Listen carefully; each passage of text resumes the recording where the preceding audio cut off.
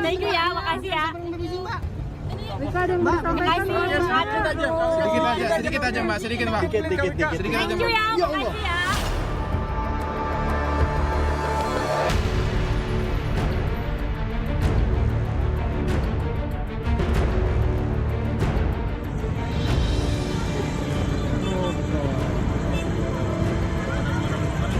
Belum ada ya?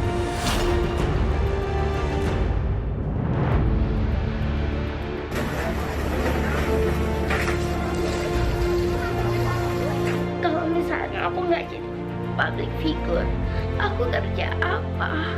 Aku kerja apa?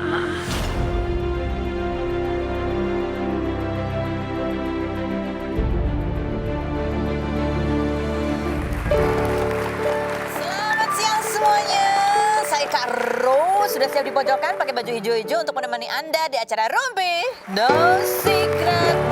Wah, bintang tamu saya hari ini cantik-cantik semua ya.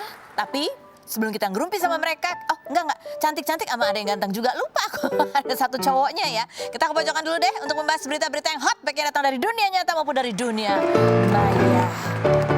Ini dari dunia maya ya, kita belum bisa bertemu di dunia nyata karena masih ya orangnya tinggalnya jauh ya di Nganjuk situ, yaitu masih mengenai KK. Kenapa sih bahasnya KK melulu, Kak Ros nggak bosan? Ya kalau menurut aku KK itu sebuah fenomena ya, orang yang tadinya biasa aja terus jadi viral, kemudian ramai diperbincangkan menuai pro dan kontra, hatersnya banyak sampai akhirnya Instagramnya itu hilang, yang katanya hilang karena di report, jadi dinonaktifin sama Instagram. Itu kata KK ya, aku nggak tahu ya. Dan kalau kemarin dia bikin klarifikasi di sebuah akun Instagram ayamnya, ya kan? Instagram yang dibuat untuk ayamnya Keke. Terus habis itu hilang tuh video. Dia bikin lagi tadi malam di YouTube channelnya. Ya, ini klarifikasinya. Masih sedih juga. Dan dia sedih karena dia 2 tahun dia membangun Instagramnya. Jadi ketika Instagram itu dinonaktifkan, dia merasa kehilangan separuh hidupnya, separuh hatinya. Ya gitulah, kita lihat yang berikut ini. Akun Instagram aku itu dinonaktifkan oleh pihak Instagram. Ada yang bilang ke aku kalau itu karena report dari netizen. Kalau misalnya aku nggak jadi public figure, aku kerja apa? Aku takut mama pekerjaan di luar sana. Aku takut kalau misalnya aku gak terima.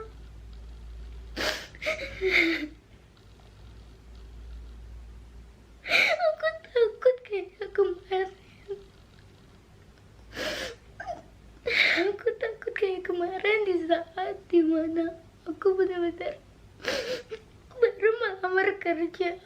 Belum dilihat file yang aku bawa, tapi aku ditolak mentah-mentah karena fisik aku. Aku takut itu terjadi lagi. Nah itu, dan juga siapa temannya namanya Rio yang kemarin baru ngerilis lagu, jawaban untuk lagunya Keke, Aku Bukan Boneka, judulnya Kamu Bukan Boneka gitu ya. Dia juga posting, dia DM kata WhatsApp-WhatsAppan sama Keke gitu ya. Semangat terus buat kamu Yam gitu, panggilannya adalah Ayam ya.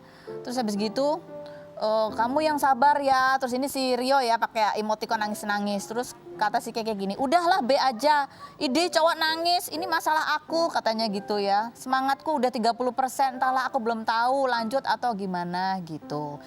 Ini rame juga, ini halamannya si Rio ya gitu. Coba terus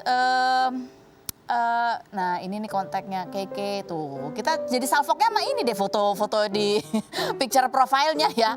Picture profile Keke keren juga ya kan, karena kan dia emang ini loh makeup artis loh, dia bisa make up gitu kan. Nah coba kita lihat komen-komen netizen seperti apa sih. Kemarin juga ada banyak netizen yang komen, ada juga ini yang sekarang lebih banyak lagi yang sabar ya kak, kakak tetap semangat ya kak, terima kasih telah menghibur saya, apapun yang terjadi tetaplah bernapas Kay. Ya betul sekali, tetap harus ada harapan gitu maksudnya ya kan. Yang buat skrip puisinya siapa nih? Masuk puisinya cocok ikut lomba. Masih aja ya dicurigai ya. Keke tuh pernah bilang gini, kenapa sih Keke tuh kadang-kadang kan suka kalau nyebutin sesuatu tuh suka kepleset-kepleset. Dia bilang gini ya, karena kan dia orang Jawa, biasanya ngomongnya pakai bahasa Jawa. Jadi ketika kalau ngomong pakai bahasa Indonesia itu agak nggak terlalu fasih. Jadi emang suka ke serimpet-serimpet gitu, kayak tadi Instagramnya dinonaktifkan katanya karena ada yang repot. Maksudnya report ya, bukan repot. Gitu ya. Ya, kita bukan bermaksud ketawain, tapi emang lucu dan Keke itu orangnya ya lucu, gemesin. Kenapa? Oh, ada jangan ada yang repot. Iya, kok Keke tuh kalau lagi bercanda ngelucu-ngelucu dia mau muter-muter, guling-guling. Kenapa sih ada yang repot sampai harus ngeripot gitu loh, ya kan? Nih, ya udah sih di YouTube juga kan udah 1 juta subscribernya, ya udah nyari duit di sini aja, bikin video guling-guling 24 jam. Astaga. Ya juga sih. Ini mungkin kalau kita lihat maksudnya baik ya. Maksudnya tuh ya udah jangan putus asa banget. Instagram ditutup kan masih ada YouTube gitu ya. YouTube ditutup, masih ada TikTok, masih ada platform lainnya. Jangan sedih. Keke tetap semangat, gak ada yang larang kamu untuk menjadi public figure selama kamu menghibur. Ada yang suka, dan kalau ada yang suka, ada yang benci, itu artinya kamu selebriti. Gitu, ya kan? Gitu, tepuk tangan dong ke Keke. Semangat Keke! Nah, kalau yang berikut ini juga ini, dia kemarin juga baru memposting di Instagramnya ya, komentar mengenai kejadian yang baru-baru ini lagi ramai mengenai pelecehan begitu ya. Dan karena itu kita ingin berbincang dengan dia, apa sih yang ingin disampaikan, diceritakan, dan apa yang mendorong dia untuk menceritakan hal itu di sosial medianya. Kita lihat ini dia profilnya, Terry Putri. Terry Putri, artis sekaligus pembawa acara berusia 40 tahun ini 4 hari yang lalu memposting pengalamannya menjadi korban pelecehan seksual dan menyebutkan dirinya kerap dilecehkan dengan kata-kata sampai perlakuan sebelum dan setelah memutuskan berhijab pada 25 Mei 2015. Mantan kekasih Hengky Kurniawan dan Tirta Adila, vokalis band Drive ini juga mengatakan pelecehan terjadi bukan karena cara berpakaian, melainkan pola pikir si pelaku. Mantan presenter acara olahraga yang sudah 7 tahun menyandang status janda dari Ruli Johan sejak bercerai pada 2012 lalu, kini dikabarkan sedang menjalin hubungan dengan pria yang bukan berprofesi sebagai artis hingga berencana ingin menikah. Apa tanggapan Terry soal kasus pelecehan yang sedang marak saat ini? Dan benarkah Terry sering mendapat DM dari Vicky Prasetyo? Saksikan selengkapnya hanya di Rumpi No Secret. Terry Putri, apa kabar? Alhamdulillah. Masih gini-gini aja ya Ibu ya? Iya masih begini, maksudnya apa begini itu? Ya masih nggak ada perubahan, kamu awet muda ya kan. Aduh si olahraga, aku ngomong ini ketarik sih benang aku di sini ya. Bagus, ini benang ya, tarik benang ya? Oke, kita langsung aja ya Terry, kita juga tertarik sama postingan kamu nih mengenai kasus pelecehan. Kan banyak ya kemarin karena kasus pelecehan di tempat jual kopi itu, pro kontra kan. Jual kopi. Ada yang bilang, enggak bajunya sih begitu ya kan. Lu sih pakai bajunya gitu, salah sendiri, apalah lebih banyak yang menyudutkan si perempuan karena berpakaiannya. Coba Gitu. apa kata Terry Putri, dia bilang gini. Saya tidak berhijab, begitu sering aku dilecehkan dari kata-kata sampai perlakuan. Banyak yang bilang, pakaian lo sih kayak gitu Ter. Sekarang setelah berhijab, apakah mereka berhenti melakukan itu? Masih banyak tendensi begitu. Bahkan tetap ada terang-terangan melakukan. Orang-orangnya pun sama katanya. Nada gue pada saat nulis sih gak kayak lo ya. Gue baik-baik aja. Gak gitu ya nadanya. Jadi gue meluruskan dulu nih, gue sebenarnya kalau memposting itu bukan bermaksud apa-apa, karena memang sekarang kan concern aja dari sisi kasus kemarin si coffee shop, kemudian juga lagi ramai kemarin kayak RUU PKS dan lain-lain gitu. Jadi maksudnya mungkin itu waktu yang tepat untuk bisa berbagi di sini gitu. Gue sih kalau masalah undang-undang nggak terlalu tahu. Gue di posisi mungkin yang bingung juga mau pro atau kontra, mau disahkan atau ditolak. Tapi kalaupun itu ada, yang baik untuk kita aja.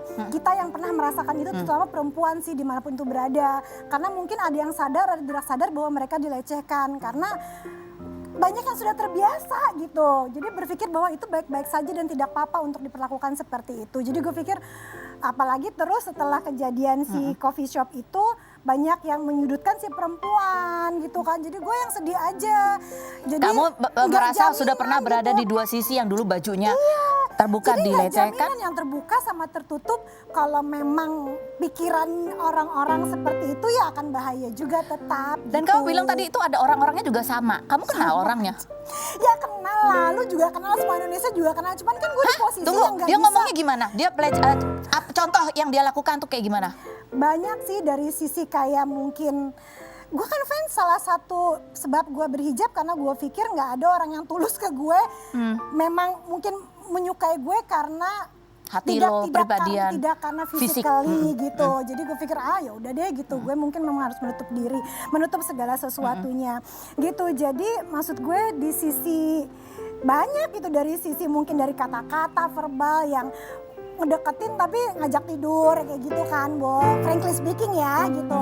Terus ya banyak hal lah gitu dari sisi. Terus kamu juga bilang, gue kan lingkungan gue emang lingkungan laki-laki kan, pada saat itu kan gue di dunia olahraga. Jadi memang ketemunya orang-orang, maksudnya dunia laki-laki, bukannya laki-laki seperti itu semua. tapi banyak.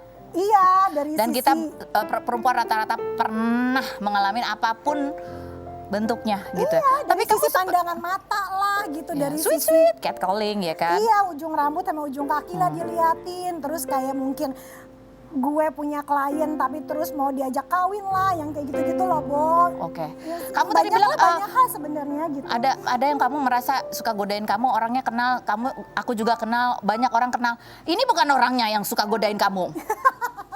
Coba kita lihat. Gitu kamu DM tuh, terus dia bilang gini, hah? Vicky Prasetyo siapa ya? Gitu, ada nggak ya? Yang nggak kenal kamu? Enggak. Semua kenal. Enggak, enggak, ini mah inian ya. Semua mah ya langsung komunikasi. Tuh Terry Putri, ya biasa aja kok silaturahmi, ya kan semua. Ya kan dia lagi nonton bola, lagi apa nonton bola. Ayo. Itu termasuk juga yang godain kamu dan kamu ngerasa dilecehin nggak sama dia? Vicky mah, gue tuh cuma satu dari sekian banyak. Terus mungkin dia ngerasa aman aja kalau nyebut nama gue kali. Enggak, tapi kalau dia tuh kalau dia yang nge-DM kamu ngerasa kesel gitu gak sih? Kalau kita mah tahu dia, jadi nggak udah lewat kesel gitu. Yang ada mah lucu nggak sih? Oh lucu kalau dia ya. Berarti ada lagi yang lain dong yang kamu sebut Aduh, itu. gitu. Berarti ada lain dong yang kamu sebut itu. Siapa? Iya, maksudnya gini, nah makanya posisinya susah, Fan. Pada saat gue mungkin merasa kalau gue berpikir ini adalah ukurannya pelecehan, tapi kan kita di posisi yang beresiko untuk menyebutkan nama. Ngerti nggak sih, Bo? Nanti dilaporin lagi pelanggaran. Iya, apalagi sisi kita perempuan, terus di dunia industri ini kalau kita nyebut resikonya lebih besar di kita. Daripada- Kita bisa ditembak lah, kita bisa kehilangan pekerjaan lah dan lain-lain gitu. Karena mungkin biasanya yang berani seperti itu yang punya power. Enggak sih? Iya nggak sih? Enggak, yang punya power juga. Iya, yang nggak punya power juga, itu mah keterlaluan sih emang. Jadi mungkin resikonya lebih besar gitu buat gue untuk diomongin. Tapi kamu juga cerita, kamu pernah mengalami kejadian yang sampai bikin kamu trauma. Banyak. Sampai ya kamu ada. sampai kamu juga belum bisa menceritakan itu. Dan kamu butuh waktu panjang untuk bisa mengembalikan trauma kamu akibat kejadian yang traumatis itu berkaitan dengan pelecehan. Betul nggak sih?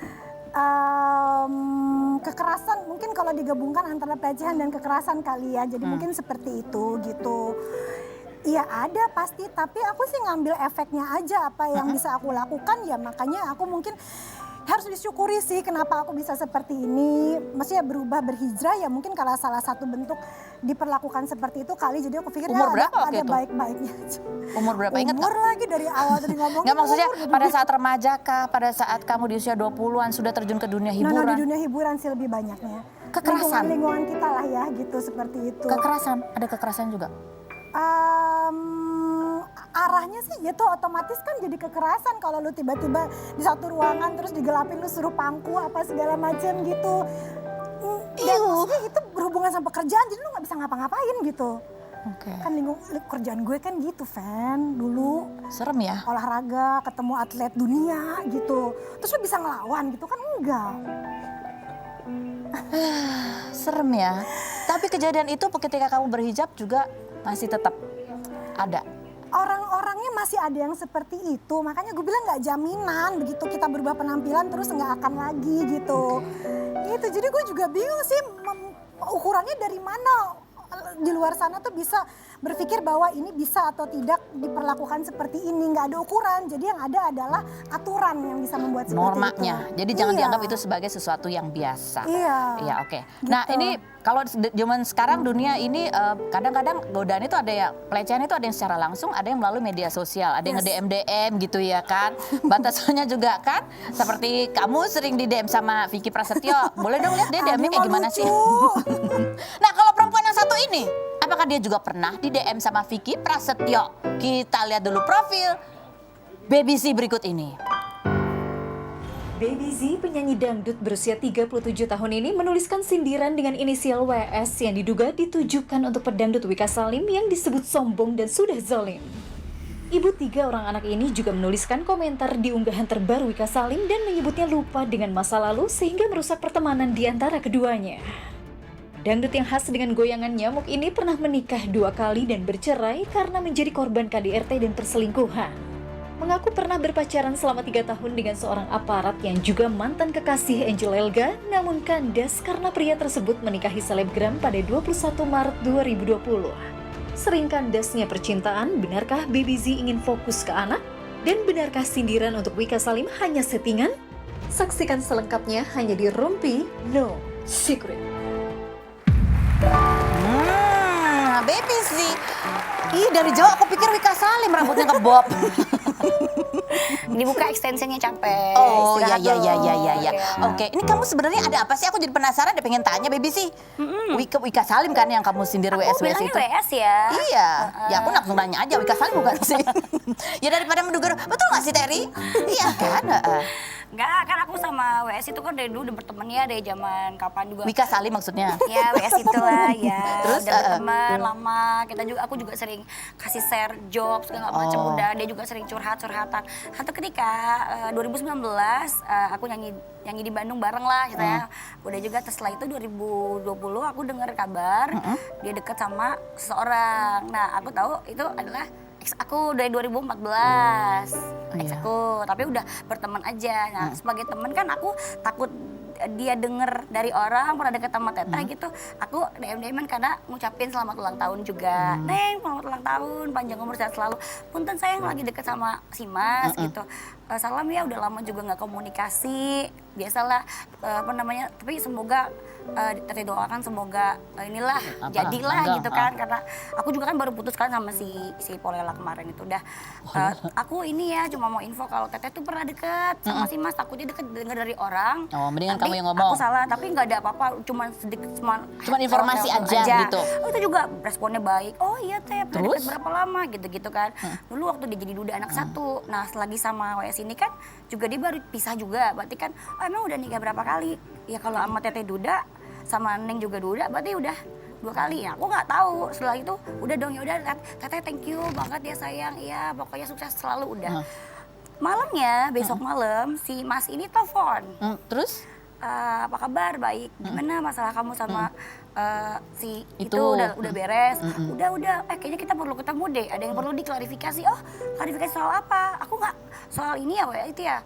Iya, kayaknya ada miskomunikasi. Oh, aku nggak ngomong apa-apa sih. Coba aja tanyain gitu. Ya udah besok ketemulah aku di Menteng janjian. Ini WS ikut nggak? Antara ikut atau enggak gitu. Ya udah aku memang mau ke klinik lah di Menteng. Datanglah aku kucuk. Nah si Mas ini duduk di outdoor. Aku masuk sama asisten aku. Di sini tuh ada cewek, tapi si Mas di sebelah sana di sini pakai topi nunduk gitu. Aku panggil, "Neng, WS" gitu kan. "Sayang, apa? Neng ikut, sayang. Itu WS kan, Mas?" Aku bilang. Iya. Terus aku duduk lah di sebelah si Masnya. Tiba-tiba WS berdiri duduk di depan situ. Dia memang marah sama si Masnya gitu. Tuh, Teh Baby udah datang dengan sikap yang itu emosi. Tolong jelasin tuh. Aku tuh kesel sama kamu bohongin aku. Rupanya si Mas ini bilang mau WS itu nikah baru sekali. Gitu loh. Tapi aku kan nggak tahu kebenarannya. Si Mas ini menunjukkan bahwa nih aku tuh baru nikah sekali. Ini akte yang dulu pernah aku ajak anak ketemu kamu itu adalah anak kakakku. Ya tuh salahku di mana gitu loh. Kamu bohong berarti sama kamu. Berarti kamu yang bohongin aku saat itu. Ya udahlah, udah clear orang masa lalu Iya, juga iya, iya, 2014 gitu. Nah, Udah dong, terus? cuman jujur sikap WS yang seperti itu pertama aku aku Sabatin udahlah, gitu ya. Neng biasa aja, tapi dia kan membentak-bentak orang depan saya gitu loh. Terus disapa nggak nyaut 1 kali. Terus pas dia lari tuh keluar. Ya. Terus? Nggak usah didengerin, lanjutin aja. Terus habis itu? Akhirnya aku dipanggil lagi, WS telepon aku. WS telepon kamu. Iya. Apa yang diomongin WS waktu itu? Kita akan bahas yang berikut ini, jangan kemana-mana. Tetap di Rumpi. No Secret.